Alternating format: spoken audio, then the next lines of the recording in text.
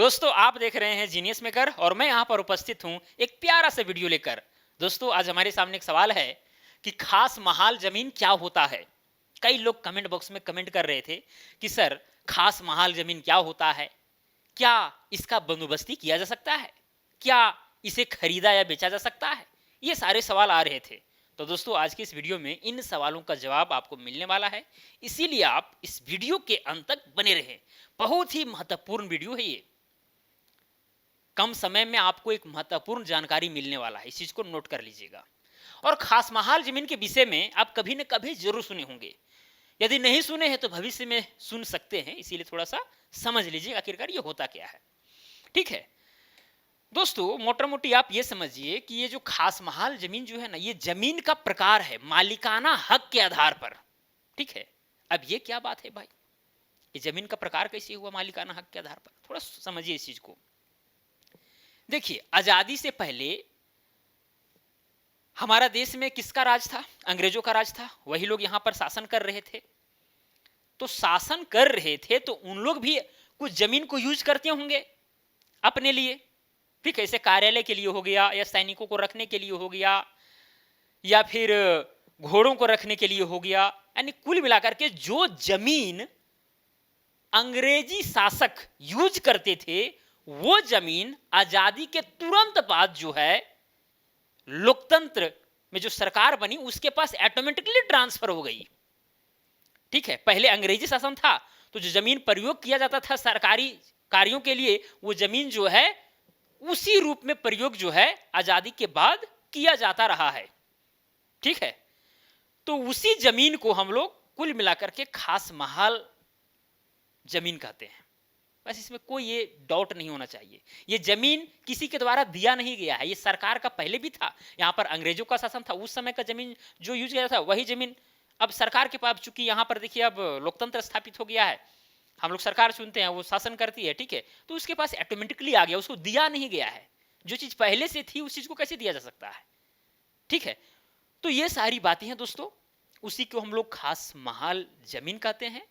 और जब सरकार के पास आ गई जमीन, और ये जमीन विशेष रूप से आपको शहरों में देखने को मिलेगा। शहरों में जो लोग शहर में रहते हैं उन लोग इस चीज को जानते होंगे। शहरों में क्योंकि अंग्रेज लोग जो थे वैसे जगह में रहते थे जो थोड़ा ऊंची हो, अच्छा हो, पानी हो, या फिर और भी चीजों का एकदम अच्छा खासा सुविधा हो। तो वैसे वैसे जगहों में ही आपको खास महल जमीन मिलने वाला है।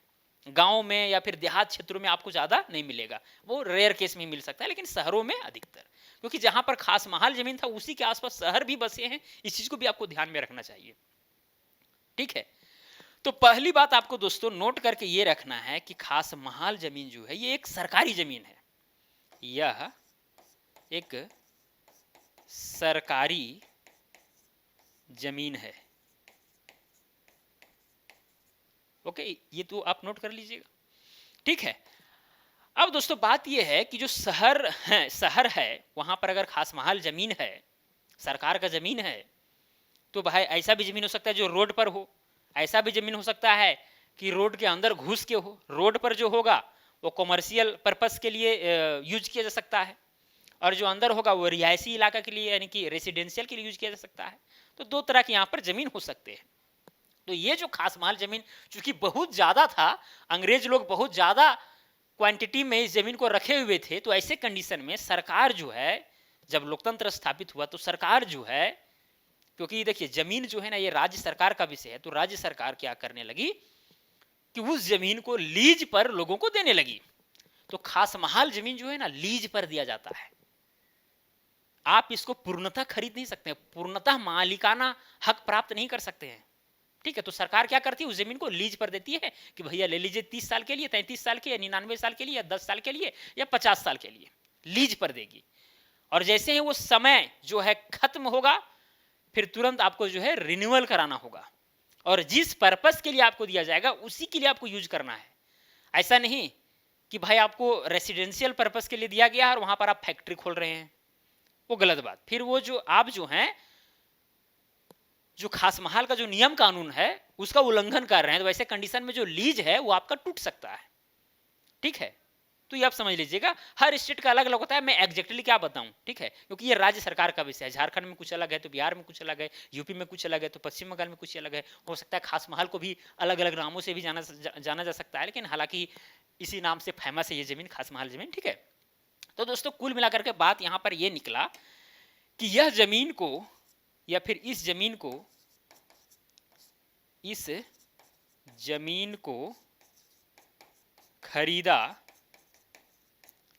या बेचा नहीं जा सकता है, ठीक है। इस जमीन को खरीदा या बेचा नहीं जा सकता है, ये तो स्पष्ट हो गया। इसे लीज पर लिया जा सकता है, कुछ समय के लिए लोगों को सरकार के द्वारा दिया जा सकता है, ठीक है। कुछ पैसे पेड कर रहे होंगे, लीज डीड तैयार होगा, रजिस्टर होगा, ठीक है। उतना दिन के लिए आप रहिए, घर बनाइए, रहिए, फिर उसको रिन्यूअल कराना पड़ेगा जैसे समय खत्म होगा तब, ठीक है। तो रिन्यूअल ये जो है, ये जो खास महल वाला जो नियम कानून है, यह चेंज होते रहता है, ठीक है। तो इस चीज को आप ये कर लीजिएगा। चलिए दोस्तों, अब यहां पर सवाल ये भी उठता है कि इसका बंदोबस्ती किया जा सकता है कि नहीं, यानी जो लगान वगैरह जो कटता है सिंपली रहती जमीन का, ठीक है, उस तरह से इसका हो सकता है कि नहीं। तो नहीं दोस्तों, यहां पर बंदोबस्ती इस जमीन का नहीं होता है। आप यहां पर लिख सकते हैं इस जमीन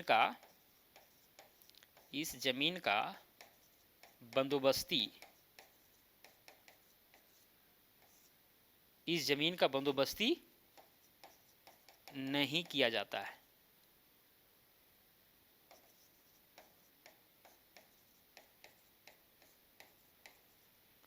ठीक है। हालांकि सरकार समय के अनुसार नियम में बदलाव करके कुछ बंदोबस्ती कर दे भूमिहीनों को, अलग बात है, लेकिन विशेष रूप से बंदोबस्ती तो नहीं किया जा सकता है, किसी व्यक्ति के नाम से जो है ये नहीं किया जा सकता है, ठीक है। पूर्णतः ट्रांसफर नहीं किया जा सकता है, इस बात को आपको ध्यान में रखना चाहिए। तो दोस्तों मुझे स्पष्ट कि खास महल जमीन क्या है ये बहुत हद तक स्पष्ट हो गया होगा, ठीक है। बस समझिए कि ये सरकारी जमीन है, ठीक है। पहले अंग्रेज लोग यूज करते थे, वही जमीन आज की सरकार यूज कर रही है, बस वही चीज है, और कोई इसमें इधर उधर की बातें नहीं है, ठीक है। तो चलिए दोस्तों, मुझे उम्मीद है कि आप समझ गए होंगे। अगर अच्छा लगा होगा वीडियो तो वीडियो को लाइक कीजिएगा, और भी इसी तरह का अगर आपका सवाल है तो कमेंट करके आप पूछ सकते हैं। तो चलिए आज के लिए इतना ही, अब मिलेंगे अगला वीडियो में। जय हिंद, वंदे मातरम।